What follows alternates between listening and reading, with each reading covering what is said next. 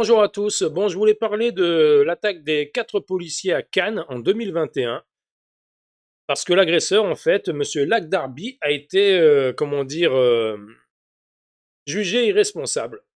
Voilà. Alors c'est pas nouveau, hein. C'est pas nouveau, mais je trouve qu'il y en a ras-le-bol de voir ça en fait tous les jours. Voilà, quand c'est pas à Cannes, c'est à Bordeaux, quand c'est pas à Bordeaux, c'est à Lyon, quand c'est pas à Lyon, c'est à Nice, etc., etc. Tous les jours, tu lis dans nos journaux une agression de flic, une agression d'un jeune, occasionnellement un viol, c'est- Il y en a marre de la France, hein. Il y en a marre de la France, hein. Moi, encore une fois, je suis né dans les années 70, début 70. Euh, Ça puait pas la merde comme ça, hein. Sérieux, hein. C'était déjà problématique avec certaines personnes des cités qui déjà cassaient les couilles. Mais sinon, je veux dire, il n'y avait pas autant d'animosité qu'à l'heure actuelle. Voilà. Le prophète, tout ça, on n'en entendait pas parler, je veux dire. Les gens ne faisaient pas chier avec leur prophète. Lakdarbi est-il apte à être jugé? À cette question, la chambre de l'instruction de la cour d'appel d'Aix-en-Provence a répondu par la négative, ce jeudi après-midi.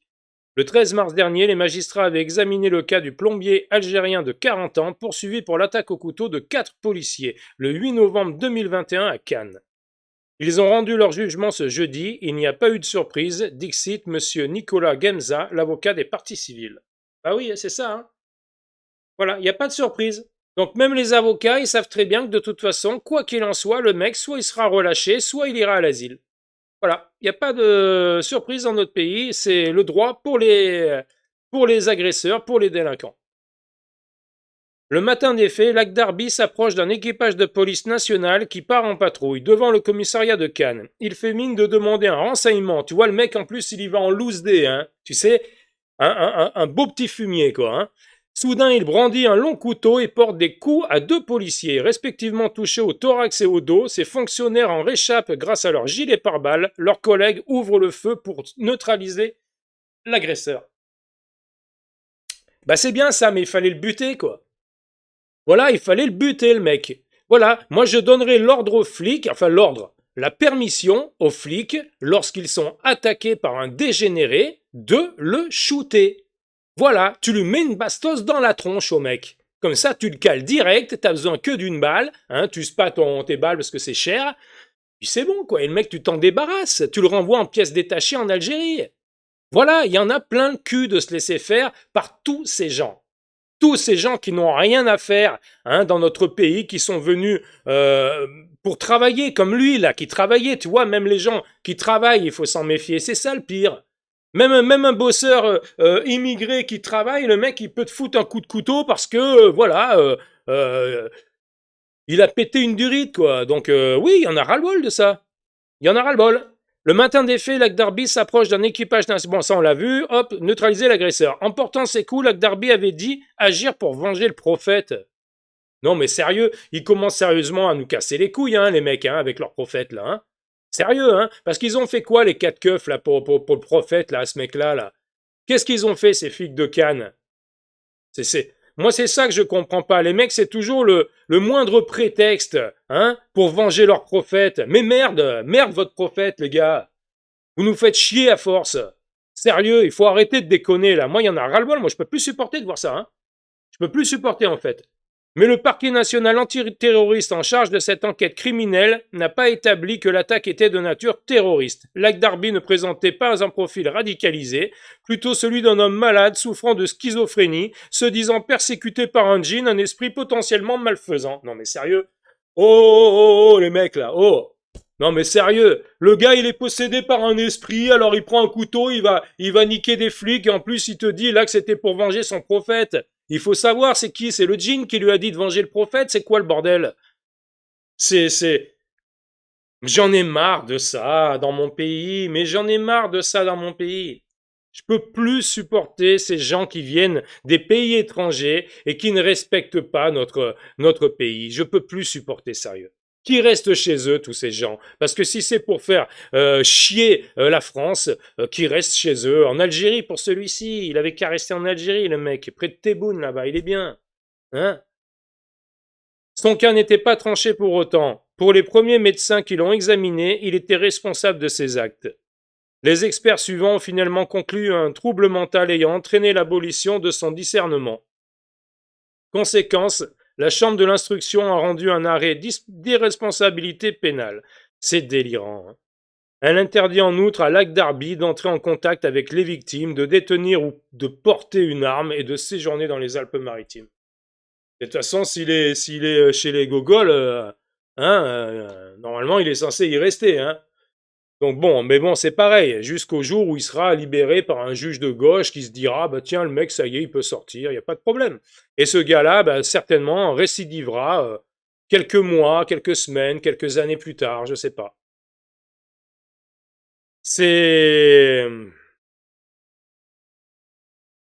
triste, hein. C'est triste de voir une France comme ça, c'est triste de voir que notre société n'est pas respectée par tous ces gens là qui viennent des pays africains, qui nous respectent pas. Alors tous non, hein. Il y en a qui respectent la France bien évidemment, hein. Mais enfin lui en l'occurrence, il respecte pas notre pays en s'attaquant à des flics quoi. Parce que s'il faisait ça dans son pays, encore une fois, c'est la peine de mort qu'il risquerait. Donc on devrait faire la même chose. Voilà, c'est tout. Pour l'heure, l'intéressé quitte sa cellule pour une unité de soins psychiatriques. Il est admis dans un établissement sécurisé chargé des soins psychiatriques sans consentement. Il ne sera donc jamais jugé aux assises. Monsieur Gemza avait préparé ses clients à une telle issue. Ils ont compris que l'on ne pouvait pas nier les évidences sur l'état de santé de l'auteur. On l'a bien vu à l'audience, c'est quelqu'un qui n'était pas là. Bon, bah oui. T'es pas là, t'es où, t'es pas là, t'es où, t'es pas là, bon. Moi aussi, je peux faire le gogol, hein. Je suis pas là, là, hein. Je suis pas là, hein. Moi aussi, je peux faire le gogol, y a pas de problème, hein. Je veux dire, en France, c'est pas compliqué de faire le gogol. Et étudier le cerveau humain, c'est très complexe, je veux dire. Donc, n'importe qui peut y arriver, en fait. C'est ça le truc. Moi, je connaissais un mec à l'époque quand je bossais. C'est marrant, mais je bossais dans un petit kiosque sur le bord de mer. Je vendais des sandwichs, des conneries comme ça. Et je me souviens, il y avait toujours un barjo, un immigré encore, hein, qui passait devant et qui gueulait, il gueulait après tout le monde, il insultait tout le monde et tout. Et moi, la première fois, je me rappelle, je suis sorti et bah, j'ai voulu aller lui foutre sur la gueule, quoi. Et puis, il y a une cliente qui m'a retenu et qui m'a dit, ah, Nani, ne fais rien, je le connais, il a eu un accident de moto, il a été touché au cerveau, il est dégénéré, nani nana. Bon, ok, alors, j'ai rien fait. Et donc je le voyais passer assez souvent le mec, hein, toujours pareil, il insultait tout le monde, donc je disais plus rien, hein, vu que je pensais que c'était un dégénéré. Et une fois, ce gars, en fait, il s'est arrêté pour me demander un verre d'eau. On a discuté, mais facilement un quart d'heure, 20 minutes, parce que j'avais pas trop de monde au boulot. Mais il avait rien d'un mec dégénéré, hein. Rien du tout, hein. Donc c'est ça que je veux dire. Ce mec se faisait passer pour un fou parce qu'il avait eu un accident de moto, donc il avait eu soi-disant un grave coup au crâne. Il touchait en plus, je sais plus combien, mais il touchait parce que la meuf qui le connaissait me l'avait dit, donc je sais plus combien, mais on va dire une fortune pour rien branler.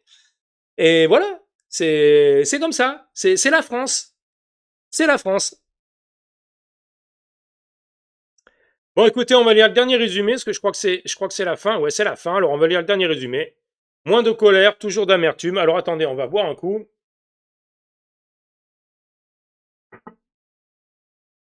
C'est toujours mieux, hein. J'ai une meilleure diction, hein. Je suis désolé, je suis pas un super bon lecteur, hein. Mais bon, il faudra vous en contenter, les amis. 3 des victimes ont pu assister à cet ersatz de procès d'assises, afin de pouvoir se confronter à leur agresseur. Un maigre lot de consolation. Ils étaient très amers, très en colère, avec un sentiment d'abandon, témoigne monsieur Gemza. Cette fois-ci, ils ont accueilli le résultat avec un certain détachement, ça leur a permis une certaine sérénité, ils sont moins dans la colère, toujours dans l'amertume. Bah oui, hein, parce que tu te fais agresser, puis tu vois le mec en fait qui finit encore une fois nourri, logé, voilà, dans un institut pour les tarés, et ça c'est vraiment incroyable parce que le mec avec un peu de chance, bah, il sera très bien là-bas. Encore une fois, hein, il est nourri, logé, on lui souhaitera son anniversaire, on lui souhaitera peut-être Noël s'il le fait. Voilà, avec un peu de chance, il trouvera une petite infirmière qui lui fera une petite pupille tous les jours ou une fois tous les dimanches. Bon ben voilà, c'est ça la justice française. Donc tu m'étonnes que tous ces gens, ils tentent tout et n'importe quoi, ils en ont rien à foutre. Ils se font choper, ils risquent rien, qu'est-ce qu'ils s'en foutent? Qu'est-ce qu'ils s'en foutent, sérieux? Paradoxe du droit français. Jugé irresponsable pénalement, Lac Darby n'en reste pas moins civilement responsable. Dès lors, des provisions ont été accordées aux parties civiles. Pas de quoi gommer pour autant leur traumatisme, d'autant que 2 jours après l'audience à Aix, d'autres policiers cannois ont été victimes d'une agression similaire. Ça les a beaucoup secoués, constate monsieur, madame, je sais pas ce que c'est le ME. MR, c'était monsieur à l'époque, maintenant ME, je sais pas ce que ça veut dire, mais bon. Monsieur Gamza, ou maître Gamza, peut-être, c'est peut-être ça. Ils se sont dit, l'histoire se répète dangereusement. Ben oui, l'histoire, elle se répète dangereusement, bien évidemment. On lit ça tous les jours dans le canard. Tous les jours, tu lis ça.